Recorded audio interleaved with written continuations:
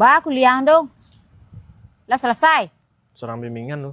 Sadang bimbingan je. Wah, anak Simar tu patang kuliahnya lo ala wisudanya kini. Ambil lo ke wisuda. Ya kau sudah kan biarlah ya, urusan jawab. Harusan jawab man calik lah kau orang tu ah. Maku kok den suruh tu kuliah. Dak mudik labuh kali labuh saya madok tu dah. Ya orang jalan orang kan beda-beda. Mak nak mau mandiang-mandiang taruh sana jinyo dia tu. Ndak mau bandia-bandia makunya awak mencalik ke orang tu contoh orang ada awak awak kok legaya alun je sudah lah dah.